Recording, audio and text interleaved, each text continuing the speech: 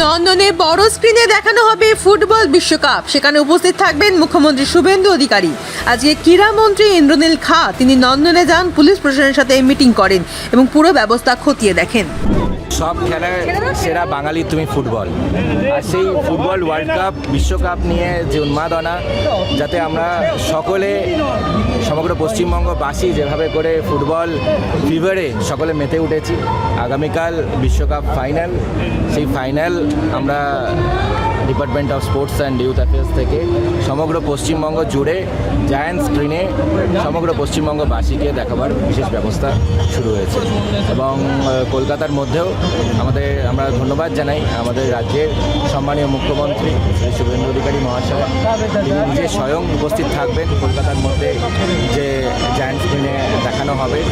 আমরা নন্দনকে বেছে নিয়েছি, এখানে আমরা ওপেন এয়ারও প্রোগ্রাম থাকবে এবং বিশেষ করে বিভিন্ন আমরা বর্ষার কথা ভেবেও আমরা সেই ব্যবস্থাও রাখছি। তো আমরা নন্দনের এই প্রাঙ্গণেই আমাদের জায়ান্ট স্ক্রিনে দেখা হবে এবং এটা একটা ঐতিহাসিক মুহূর্ত এবং এটা প্রথমবার আমরা বাঙালিরা ফুটবল ফিভারে যেভাবে আমরা ফুটবলকে ফুটবল আমাদের আবেগ, সেই ফুটবল বিশ্বকাপকে আমরা সামনে রেখে মানুষের সকলে মিলে একসাথে আনন্দ করব, উদ্দীপনা হবে, সকলে মিলে আমরা বিশ্বকাপ ফাইনাল একসাথে মিলে দেখব। মুখ্যমন্ত্রী থাকবেন ওখানে, শুনছি আমরা মুখ্যমন্ত্রী কোথায় থাকবেন?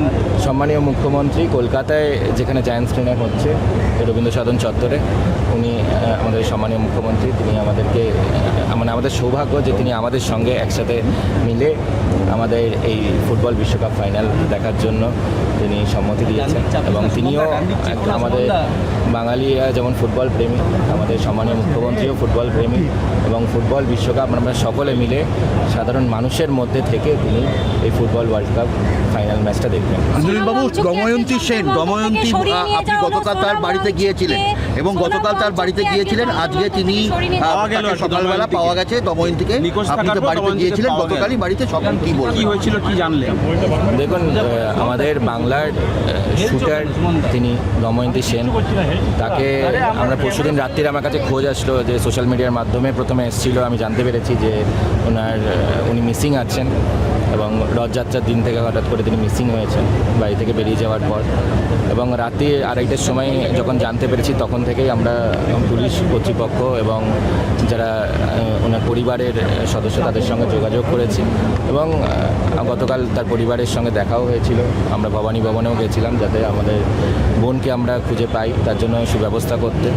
শুধুমাত্র এই যে এর আগে আমরা দেখেছি যে মিসিং হয়ে গেছে, সময় পেরিয়ে গেছে, তারপর কিছু অঘটন যাতে না ঘটে তার জন্য আমরা ভীষণ একটা ফাস্ট ট্র্যাকিং করে সেখানে দেখা হয়েছে এবং সম্মানীয় মুখ্যমন্ত্রী শ্রী শুভেন্দু অধিকারী মহাশয় তিনি স্বয়ং পুরো বিষয়টি মনিটর করেছেন তার খুঁজে পাওয়া অবধি এবং আমাদের বোনকে সুস্থ অবস্থায় আমরা পেয়েছি। এর থেকে খুশির খবর কী হতে পারে? অভিষেক বন্দ্যোপাধ্যায়ের অফিস বেআইনিভাবে গড়ে উঠল আমতলায়। অভিষেক বন্দ্যোপাধ্যায়ের নির্বাচনী কার্যালয় এবং কেন্দ্র সেখানে বেআইনিভাবে ছিল, আজকে বুল্ডোজার দিকে ভাঙা হচ্ছে। প্রশাসন দেখুন, পশ্চিমবঙ্গে এখন আইনের শাসন, শাসকের আইনের দিন শেষ হয়ে গেছে। তো আইনের শাসনে কোনো বেআইনি বিষয় থাকলে সেটা নিশ্চয়ই আইনের যেরকম প্রভিশন আছে সেটাই হবে। রাজারহাট দক্ষিণপুরে নারায়ণ।